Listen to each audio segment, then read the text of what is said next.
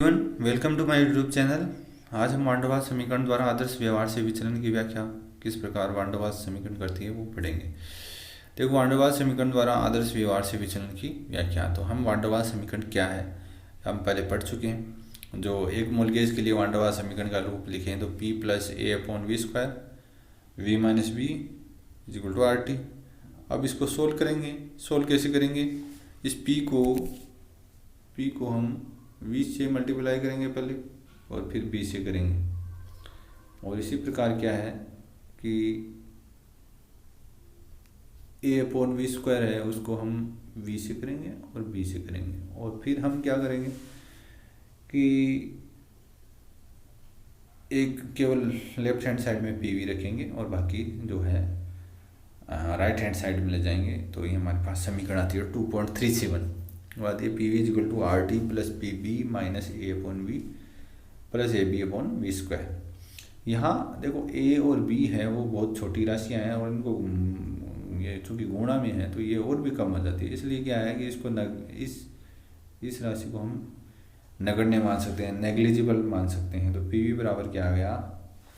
Are T plus P B minus A upon V square.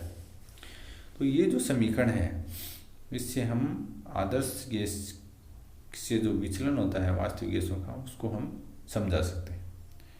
अब देखिए, जब दाब बहुत कम हो, एक्सट्रीमली लो प्रेशर, तो एक्सट्रीमली लो प्रेशर जब होता है, बहुत निम्न हो दाब, तो क्या है वी तो वो काफ़ी अधिक होता है और वी काफ़ी अधिक होता है तो ए अपॉन वी क्या हो गया? कम होगा। और ए अपॉन वी भी कम है और बी भी कम है क्योंकि पी और वी की तुलना में बहुत कम होते हैं। तो जो है ए अपॉन वी वाला, देखिए इस समीकरण में ए अपॉन वी, ये है ए अपॉन वी और ये पी बी, तो ये जो है वो दोनों ही नगण्य हो जाते हैं। तो पी वी बराबर क्या आ गया? R T. पी वी बराबर क्या आ गया? R T. तो ये समीकरण एक मोल गैस के लिए आदर्श समीकरण है। और बहुत निम्न दाब पर गैस, जो कोई भी गैस है वो आदर्श गैस का काफ़ी हद तक पालन करती है। फिर जहाँ लो प्रेशर, बहुत अधिक निम्न नहीं है, एक्सट्रीमली लो नहीं है लेकिन निम्न है। तो यदि निम्न होता है दाब तो हमें ये ध्यान रखना है उसमें क्या नेग्लिजिबल होता है क्या नहीं होता। तो दाब यदि कम है, लो प्रेशर है, तो हम बी की उपेक्षा कर सकते हैं, वर्जित आयतन की, एक्सक्लूडेड वॉल्यूम की हम नेग्लिजिबल या उसको अवॉइड कर सकते हैं। तो यहाँ पी बी और A B upon V square दोनों को ए वी की तुलना में, ए अपॉन वी की तुलना में नगण्य मानते हैं। तो यहाँ P B A B upon V square तो वैसे ही नगण्य, हमने पहले ही मान लिया था।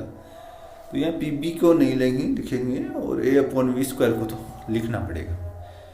तो जब दाब निम्न होता है तो क्यों तो लो होता है तो हम क्या है कि वो जो वर्जित आयतन को नगण्य मान सकते हैं लेकिन आणविक आकर्षण को हम क्या है नेग्लिजिबल नहीं मान सकते हैं। तो ये समीकरण इस रूप में प्राप्त होती है, ये P plus A upon V square into V is equal to R T.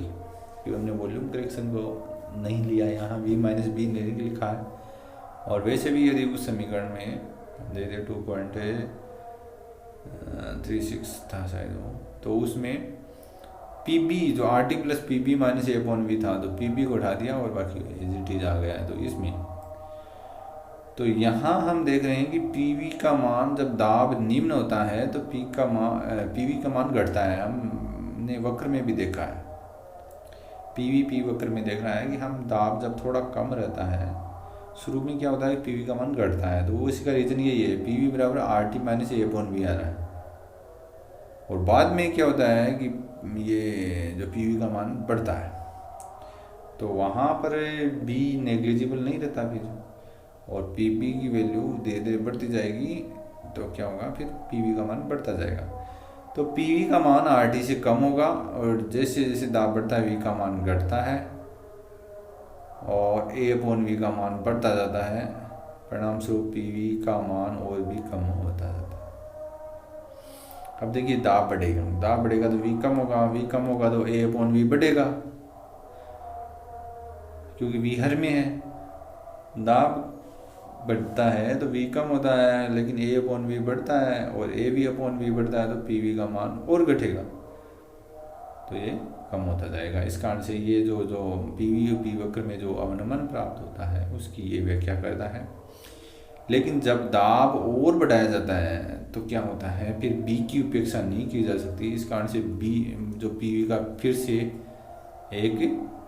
PV का मान फिर से बढ़ने लग जाता है, तो इस प्रकार से जो वक्र में है जो एक निम्नतम बिंदु या निम्निष्ठ प्राप्त होता है। समझ में आ गए। अब हायर प्रेशर की बात करें। हाई प्रेशर पे क्या होता है कि आयतन, उच्च दाब पर गैस का आयतन बहुत कम हो जाता है। उच्च दाब पर गैस का आयतन बहुत कम हो जाएगा क्योंकि यूनिवर्सली प्रोपोर्शनल है, तो आयतन बहुत कम हो जाएगा, तो A/V² है वो क्या हो जाता है, उसकी कोई नेग्लिजिबल हो जाता है फिर वो।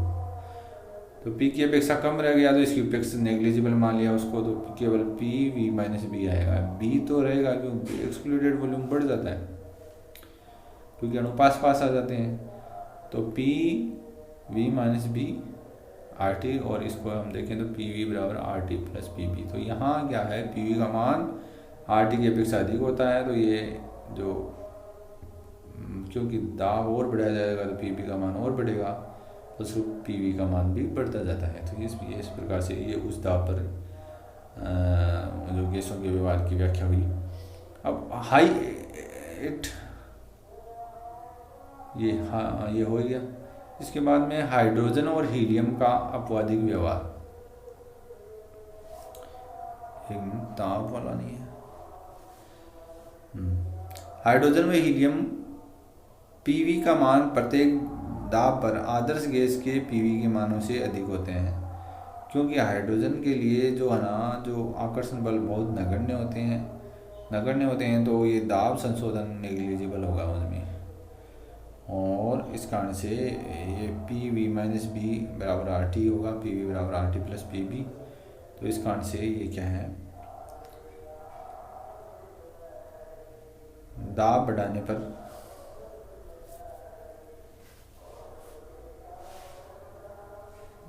ये PV का मान बढ़ता जाएगा, इसमें कम नहीं होता।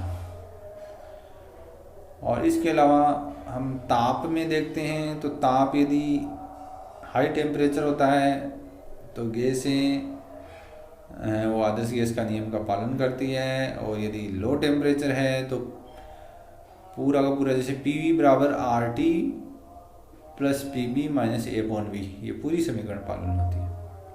इस प्रकार से हम वान डेर वाल्स गैस समीकरण है वो वास्तविक गैसों की आदर्श गैस से विचलन की व्याख्या कर पा रहा है।